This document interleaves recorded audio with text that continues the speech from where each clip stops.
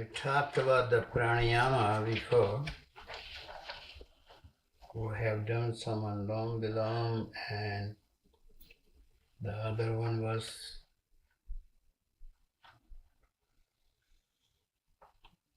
what was the other one?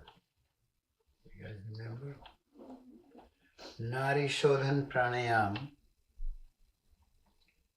which is it's called the Kapalbhati Pranayam.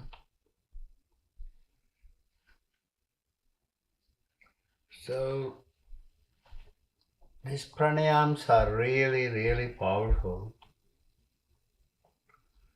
and by doing that you experience a great amount of transformation, freedom from stress, anxiety, depression, and also the boost of energy, and your immune system becomes very strong, very healthy, and all the cells,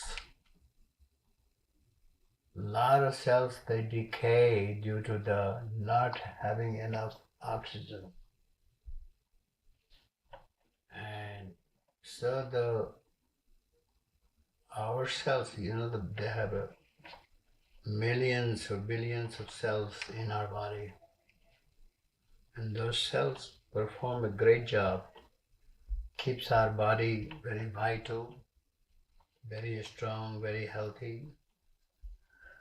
And once those cells are very healthy, then we have no problem in our body. But those souls have started to decay or become sick, then we have lots of problems. Comes physical problem, emotional problem, mental problems, all sorts of problems take place. So pranayama is a very, very important, Ashtanga Yoga of the Patanjali. It talks about yama, niyama, physical purification, physical disciplines, then mental purification, also the mental disciplines,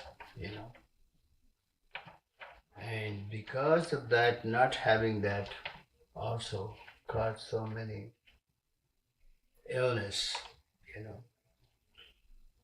So, and then the third one is called the pranayama.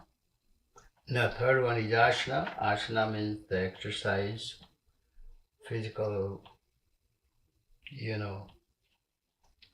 physical fitness, you may call it. So all these things are meant for us to accomplish whatever we want to accomplish in life.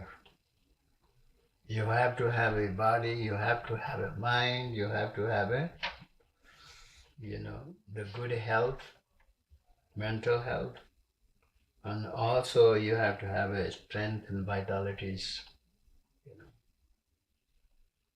And so if your mind is not very peaceful and calm, mind is very rigorous or feeling ill somehow, a lot of stress due to the stress or anxieties, or it caused through the depressions, also, then it affects your body, affect your moods, affect everything in your life. Your life becomes very insecure, very unhealthy, and you do not experience the joy of life. So the life becomes more like a boredom. So you have to do all those. So the next one is called pranayama. The Patanjali talk about the pranayama means, prana means the vital life force and yama means balance. Everything, if you don't have a balance of eating, you will have problems. You don't have a balance in sleeping, you have problems. You have a not balance in your health, you have problems. So anything is imbalance, you experience the effect, This is what is called the cause and effect. So the next one we are going to do today is called the Bhastrika, bellows. So precaution, one must practice with care. If you feel fatigue, you must stop the practice. Also, if you feel hot, you should immediately stop the practice. Those who are fragile constitution, suffering from the high or low blood pressure, should not practice this exercise. So techniques is sit cross-legged or lotus pose, or breathe in and out through both nostrils with force.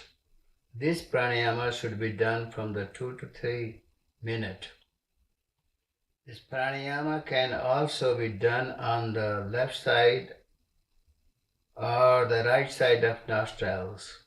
First with the left side nostrils, and then while the right is closed, and then inhale the exhale from the force 20 times. Then inhale and exhale with force 20 times. After that you can close your left nostrils and breathe in and out through your right nostril 20 times. Or you can do it from both nostrils, So you can pick and choose. The therapeutic advantage, this pranayama exercise spreads warmth all over your body and has a purifying effect.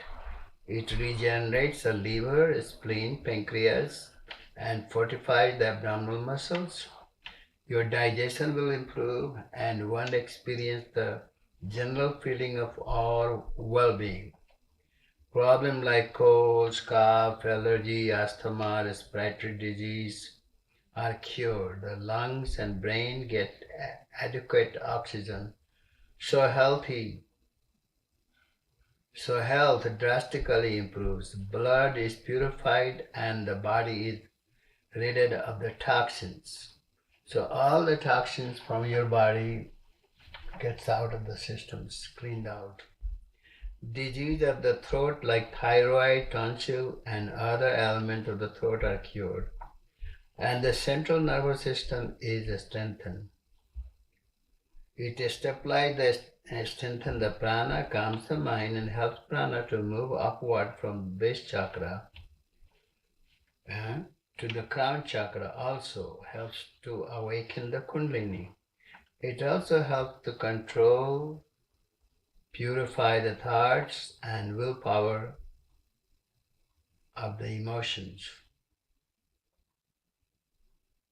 So this has a really, really powerful Kapalbhati and Bhastrika and Anlom Viloms that I have explained.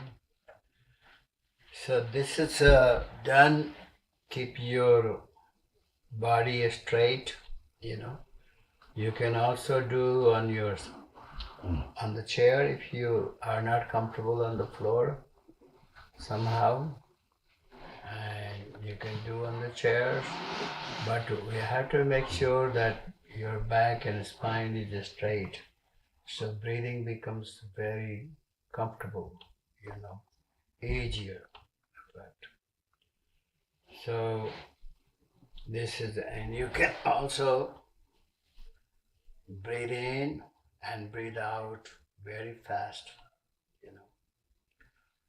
So again, you have to be careful if you have a high blood pressures, or if you have like a fatigues or things like that, then you can breathe it very slowly. You can do it, but very slow, like this.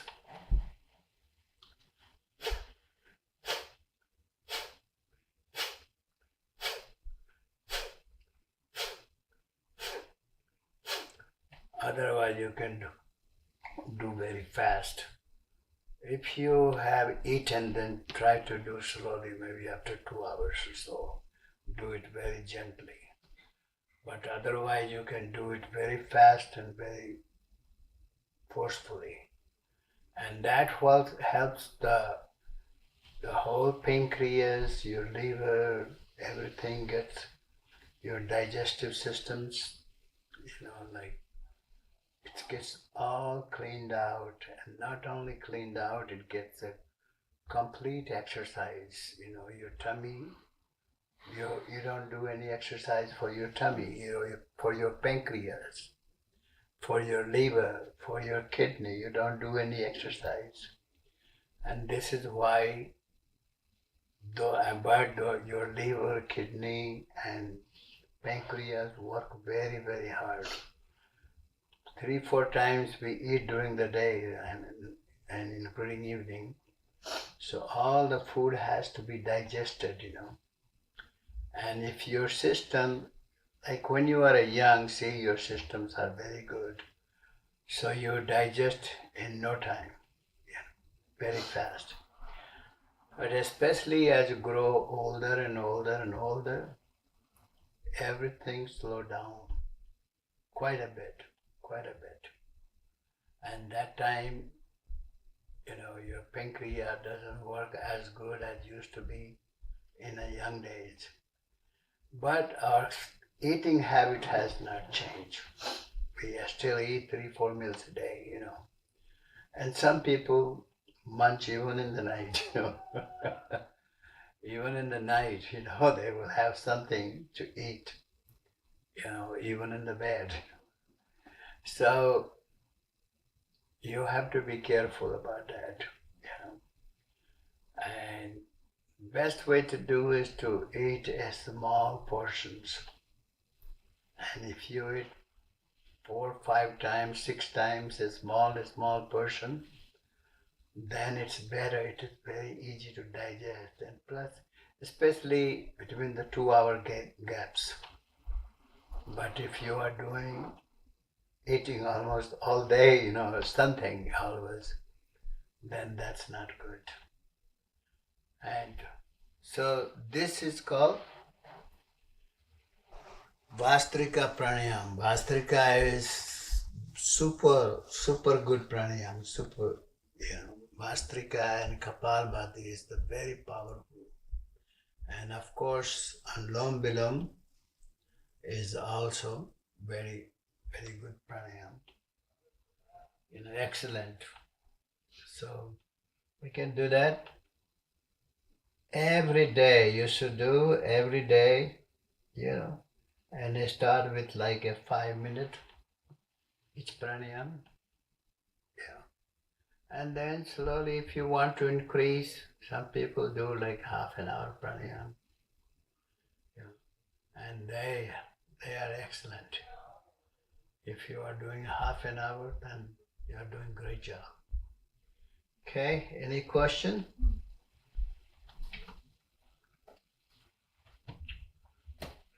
So we'll continue studying the Bhagavad Gita.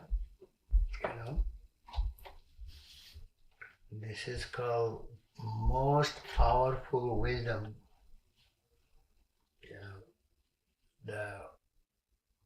If you don't want to study too many books, too many scriptures, and if there is one book is completely complete, give you the excellent information or the wisdom, you may call it, then Bhagavad Gita is the best. This is what is called essence of all the Vedas, Puranas and Upanishad.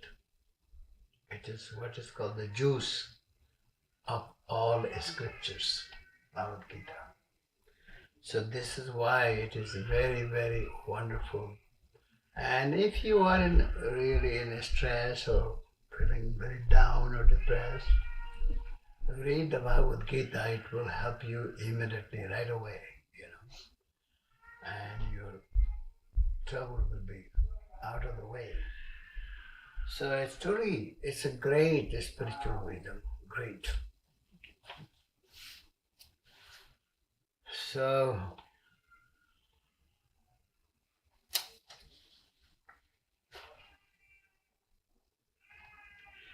having restrained them all, he should sit steadfast, intent on me.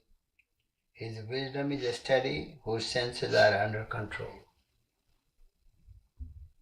He should control the senses and sit in his mind, with his mind, focus on the Lord as the Supreme. The mind should be calm. The wisdom of the yogi seated thus, and having brought all his senses under control, is doubtless quite steady. He is established in the self. Self means Atma, the soul. So, when your senses are disturbed, you find that when you are in a meditation, your sense drives your mind away from time to time, and some people's mind is so disturbed, so disturbed that they can't even focus on the meditation, on the word, holy name, or the light, or the music, It's not easy, because all day long your senses are very active, constantly active, doing something, and millions of thoughts comes throughout the day, and it comes and goes one after another, the chain of thoughts, So how you focus? In the beginning you focus, keep trying, mind goes away, bring it back. Again mind goes away, bring it back. Again mind runs away, dwell in the different thoughts. There is one special trick. And do you know what that trick is?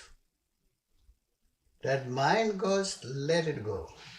Let it be. But you don't follow, you don't go with it. And then if he doesn't have your companion, your company, then it will not have any choice. It will come back and focus where you want your mind to be. So the self, first of all, we have to remember, we have this body, but we are not the body. Isn't that true? We all know that, right? We are not the body. We are not the mind. We are not the senses, or even emotions. The reason you get upset, reason you get angry, you get feel down, the reason you feel anxieties, Do you have any idea why we feel those things?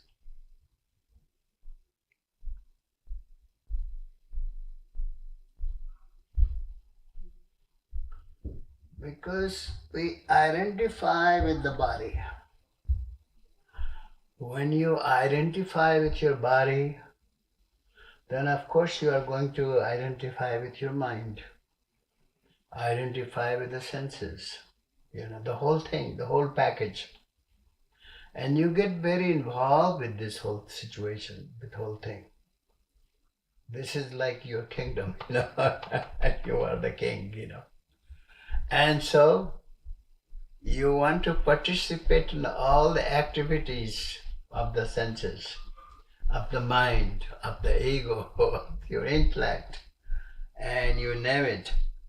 And then this keeps going outside, out. It's like when you are in sleep, you don't have a problems, you know. You are very peaceful, very calm, very relaxed, very rested, you know. And even if you in your sleep, if your mind is disturbed, then you won't be able to sleep. Yeah. If your mind is still active, this is why they say before you go to sleep, do you know what the ritual to do? Whether we do it or not, this is up to us, you know. But the ritual is that you should not watch any TV or, you know, you should turn off the light. That's the one thing. Because if your light is on, you will be, of course, going outward and doing things, you know. Or if not doing things mental, you will be keep busy. Well, that happens even in the dark, you know. But this is why it is so important that before, even if in your bed, you should meditate. If you are keep focusing on your breath, simple thing, isn't it? All you have to focus on breath, breathing in, watch how you are breathing in. Like doing it consciously. You are breathing in and out, breathing out very normally. You are not even aware of it, right? We are not aware of it. Well, what happens when we become conscious? When we are watching, when our breath goes in, and when we are watching when our breath goes out. This is the best thing ever was prescribed by the Lord Buddha. Buddha said, you don't have to do anything. Simply just watch your breath. And this is how he attained the enlightenment. He became established in the samadhi, you know. So just doing that, watching your breath, you don't have to chant any mantras or recite any word or things like that. The word is going on already. You don't have to chant it, you don't have to recite it. The word is already going on. And because your mind is not centered, it's not focused, you are not hearing the word. Yeah. And I noticed something unique that was like at 3 or 4 o'clock in the morning, every day, I will hear a very loud sound. And I can't even sleep after that, 4 in the morning. And that sound is so constantly going. Just like the God is calling you. Come, I am ready for you. Come, I am ready to embrace you. Ready to hold you, ready to guide you towards your ultimate goal. And that point, after that, I can't sleep here. And it's all natural. So it might as well lay and listen to that sound. And that is called anhadnat. Have you heard that? No. Anhadnat, like what is called a strikelet sound. That it doesn't strike, just like any sound you make, just like you have to do something to make that sound, right? But that sound is the sound of God, sound of your soul. The Atma, the soul is singing, the soul is speaking, soul is creating that sound, And when you become more and more focused to that sound, become more connected, and you don't have to do anything. Do you see that? Do you have to do anything to create the sound? Do you have to play any drum or any flute or any conscious or anything. Nothing. The sound is happening already. And uniquely that you always hear through the right side. You notice there are the 2 ears, you can hear from the both side. But right side is automatically, it's happening and it's happening continuously. It's not something comes, stops. But do you know one thing? That once you don't feel attracted to that sound, or you don't pay attention, guess what? That sound will go away. That sound, you will not hear that sound again. You will not, because it knows that you are not interested. And so it will not come back. But as you are entering into that sound and you become focused, and then the sound gets better and better, and eventually the light started to glow, light started to manifest more brightly, more beautifully than you ever saw before. And then once the light manifests, you started to experience the joy. Real, that's called the bliss, Ananda. That's why it is called Satchit Ananda. Ananda means bliss. So your real essence, the real true nature of your soul is Ananda, is bliss, is consciousness. You know what consciousness is it? You know what consciousness is? There is a conscious, subconscious, unconscious, and superconscious.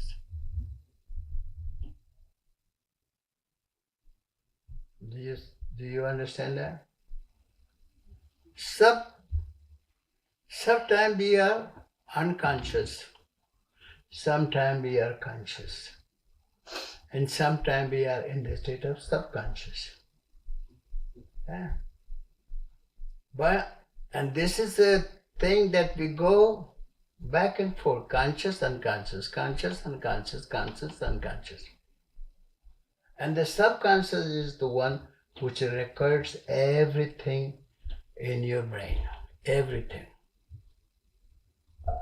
Sometimes 20 years, 30 years, 40 years passed, and all of a sudden the one thing you remember. Have you noticed that? One thing you remember, it was a long time ago. And that come up from nowhere. And that oh yeah, that was a great memories. I really enjoyed those moments, those times. It was a wonderful, wonderful. I wish I have more time like that, So where it is, it appears from the subconscious. And sometimes your old memories also you can recall. Where you are recalling from, those old good memories, you are recalling from the subconscious. So your subconscious does not know what is good or bad. It doesn't have that brain to decide, what is right, what is wrong, is this is the right thing I'm saying or is the wrong thing I'm saying, your subconscious, which is stored, it's like you may call it software, right? And you store everything, and that is your this is the hardware. Your body is the hardware, but your subconscious is the software. And that has all the information, not only of this lifetime, but the life before. Many, many lives, that as many incarnations you have taken, that subconscious has all that information. You find so many young kids who are born and they remember of their past life, who were, and it has happened to many, many people, and they recall, and they even remember where they were born, who was their parents, and sometimes they left a very young age, they left, and they even remember their father or mother, and they can say, oh, so-and-so place, I was born, that was my hometown, and this so-and-so was my father or mother. And if you take them there, you will find out that it's true. So where that came from? Because that's subconscious. And he is very aware. He's very conscious. So you can bring that subconscious. But your soul, our soul is eternal. Soul is birthless, deathless. It's like your body gets sick, then you get worried. You know? You sometimes will get depressed, sometimes very down. And especially when the doctor tells you only 3 months to live, you feel even worse, right? But the person who have realized his true self, he knows that I am not this body, So what will be his reaction? If he find out he has only 3 months to live, what will be the reaction?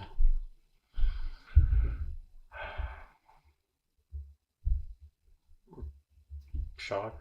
Shocked? Shock. No, he won't be shocked. Why he won't be shocked?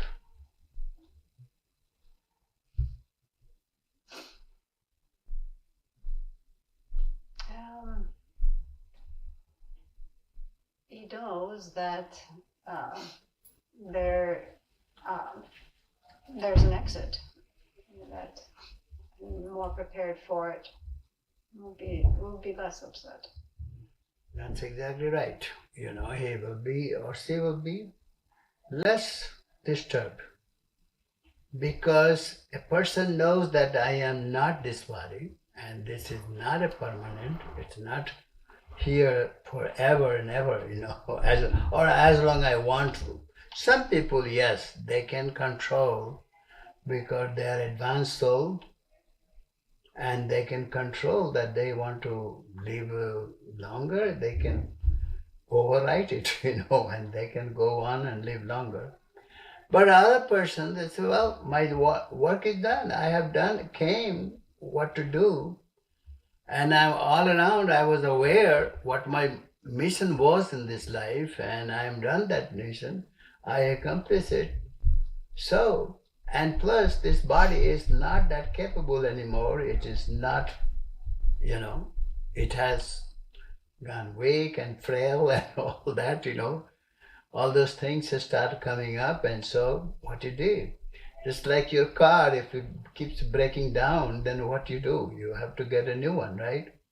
So similarly, the soul decide that it's not good enough to continue. And so soul decide to leave. And then you leave. And you're aware of that's going to happen, or this is what happening. And so therefore once you realize the soul, then attachment to anything and everything becomes unnecessary for you.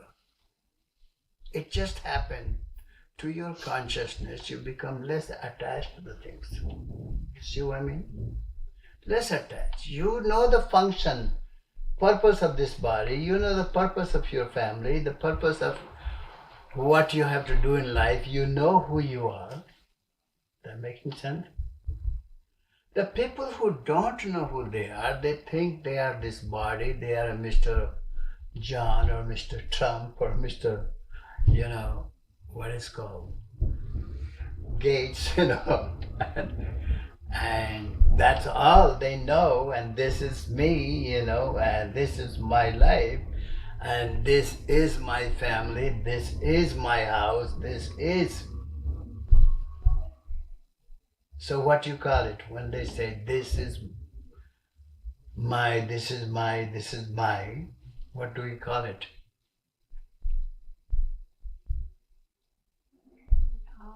I'll go with ignorance. Ignorance, that's the illusion, That's a real ignorance, that in reality, even your body is not yours. This that you claim so proudly that this is me, this is who I am. I am a scholar, I am a PhD, I am a businessman, or I am a, scientist. But that is not what you really are. That's just a profession that you choose to follow in this life, but that is not what you really are. So once you realize and once you fall in love with your soul, this is what I mean. The real love. Instead of loving the flesh, loving the spirit is better, isn't it? Instead of loving the things of the world, loving yourself is better. Loving yourself, loving the Father, loving the God is far better, than loving the world. Yeah, I mean, appreciate the world. Acknowledge the world has a purpose, and you have a purpose to function in the world, Do something good for the world. Do something good for the nature. We have taken so much from everything. We have taken.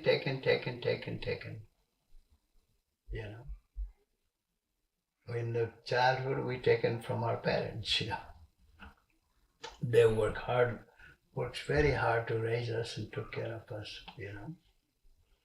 And brothers and sisters, uncle and aunts, cousins, grandparents, plus the country that we live in, we got lots, Be thankful for what we have got from our country, For everywhere. This is what it means being a grateful, being appreciating. And once you truly start giving back to the nature, giving back to the people who have participated in your life,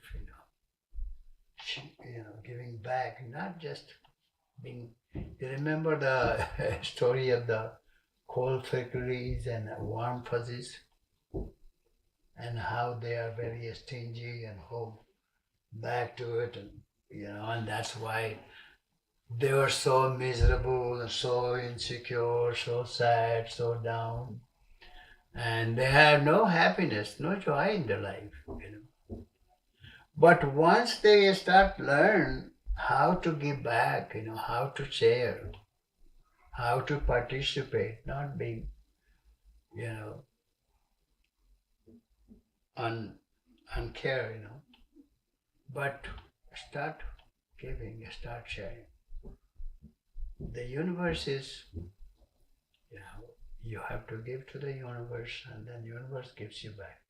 And remember one thing, that whatever give, that's all we get back. If we give happiness, then we get the happiness back. If we give sorrow or misery to the people or to the universe, then that's what we are going to deserve to get it back, right? Yeah.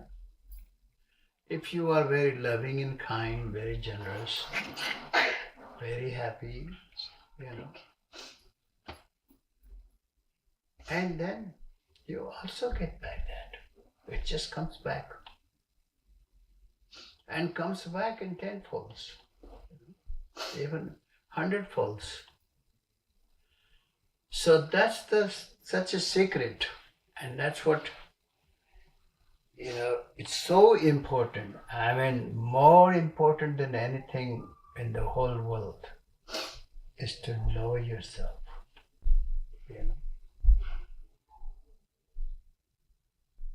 This is what Krishna said, Nana Sastra Pate Loka Nana Devat Pujnam Atam Gyan Bina Parth Sarva Karam Nirathakam.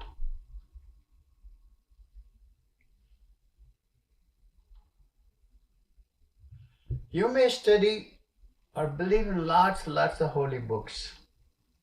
Read lots of holy books. You know. You may do, that's called the Karam Kandas. You know what Karam Kanda is? Rituals. Do you understand what rituals are? Yes? Rituals means it's like doing a worshipping, doing a prayer, doing a chanting, doing the what is called the fasting. Certain fast for the certain deities, certain gods.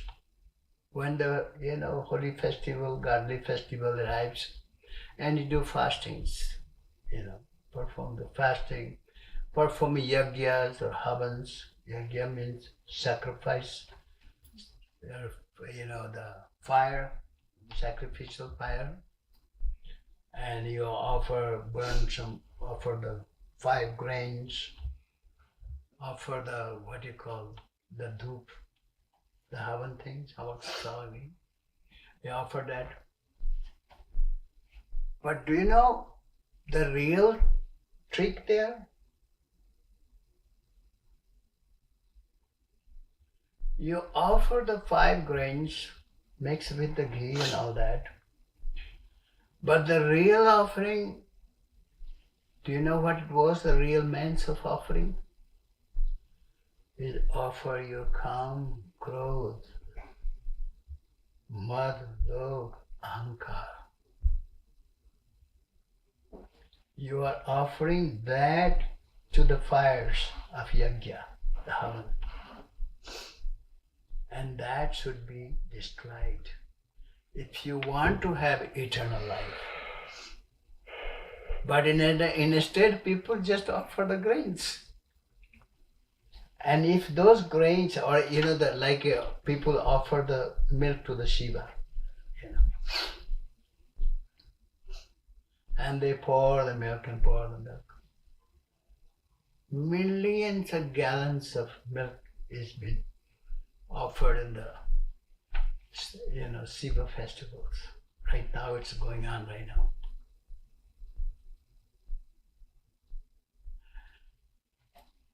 While there are so many, that milk could be used to feed the children.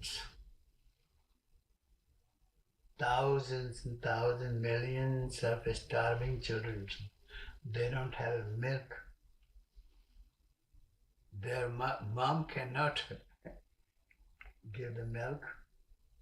And so, those poor and needy people, they cannot even have the milk. And so, this is called, that milk you offer, but it's not actually received, because if the God is truly receives your prayer, guess what? Don't you find the change occurs in you? They get some reward, right? Like you've done something for a people. You get a reward. It doesn't go unheard or wasted, but it gets reward. You feel so enhanced consciousness within you. You feel so contentment, so much peace, so much rejoice you find within yourself. And that's the reward. And that's the same thing when you are doing to the children, doing to the needy, doing to the people who doesn't have, or they are not capable to get it. So this is the real purpose it was behind. Real purpose. God is not craving for your milk, God is not craving for your sweets, that you offer to the God. Do you understand? He's not craving. All he is crave for your love, crave for your devotion, not the worldly things. He has made all those things himself. God has created all those things for you, for those needy people, to whom God loves equally as much He loves you, loves us. So, matter of fact, that it has happened to some devotee, and he was going to offer God, the, like, what do you call it, the prasadam. And in the way there was one person who had not eaten for 3-4 days and was starving as came for the food. And that person, he just offered that prasadam to that starving person. And then he went back to the temple and he found the prasadam is already in front of the God. Same prasadam was in front of the God. It thought, my God, I have given that to that needy person that really needs so bad, and I gave. And so he goes to inside the temple and the priest says, your prayer has been, rewarded. And he comes, the holy man, and says, on the way you found that starving and you felt that God has received your prasad. So this is called the real. That God is not waiting for it. It's just a simple examples. There are so many, many, many examples of such that. In other words, your heart has to be pure. Your internal, wish has to be pure. Not for some some gratification of your ego. Like a lot of people, they do just to satisfy their ego or satisfy or impress somebody. You know what I mean? When you do for that ulterior reason, then your prayer is not worth it. Neither your devotion is worth it. Neither you're going to Satsang or going to the temple is worth it. But if you're doing it with a pure love, with sincere heart, and selfless motive. Now, a lot of people, you find that they have ulterior motive. It's like if their mind has become so rotten due to the lifelong, unhealthy practice. Know what I mean? So they say everywhere is like a, what you call it? Love honey, love honey. If I do this, what kind of benefit I'm going to get? That's the whole motive. And without that, without that ulterior motive, they would not even go to the church or go to the temple or go to, Satyanarayana Puja. A lot of people do Satyanarayana Puja, some people do yearly and monthly, But what is that for? You find that hardly anybody do it just because they love God, But there are so many interior motive that they do. Oh, because my husband got a job, so I promised that I will do the Satyanarayana Puja, so I'm doing it. So what is that? A person, my family got out of the sickness, or my son graduated, so I promised this.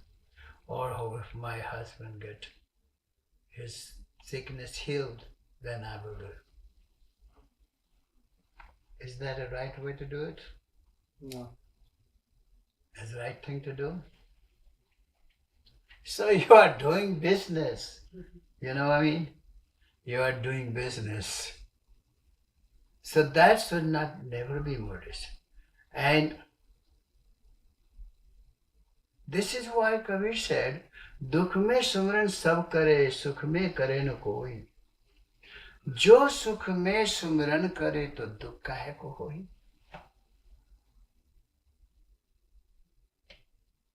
When you are suffering, when you are in trouble, when you feel nothing is working, nothing is getting me the result I want or satisfaction I want, then you are praying to God. Then you are worshipping God. Then you are doing all other rituals that is there.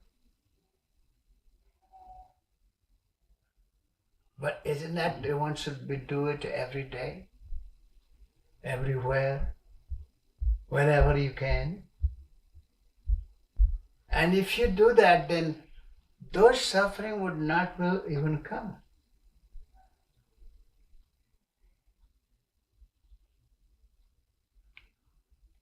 Am I making sense? जो सुख में सुमरन करे तो दुख काहे को होए. If you remember God when you are happy, if the things are going well, you know, even some things happen in your health, it's a reminder that you have forgotten God. God has done so much for you. He is doing constantly without you even asking. Child doesn't have to ask for the milk, and child gets the milk in the breast of his mom or her mom, right? Huh?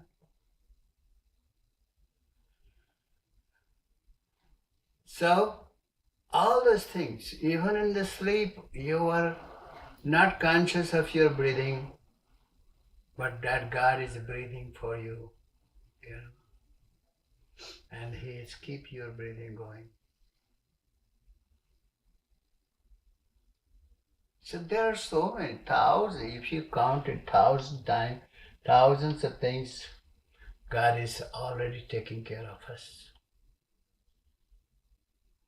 You know, once you become content, that's the trick. Once you become content, then all those things happens so nicely. You know, it will come to you. This is why I said that I was going after the Lakshmi, then the Lakshmi will keep running away. And when I stop going after the Lakshmi come back. Have you heard of that? Now Lakshmi coming after me instead of me going after the Lakshmi. It will come, but you have to have faith. And the faith comes from knowing. So it's so important why we should always have a faith. And when you do the meditation, guess what? When you do meditation, what will happen?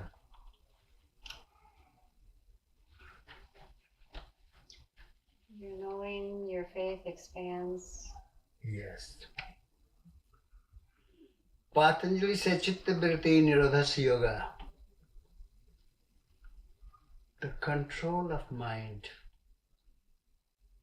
to making a mind quiescent, calm, fixed.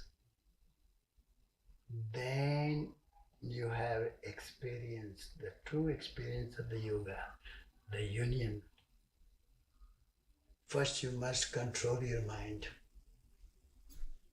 But there is a great yogi,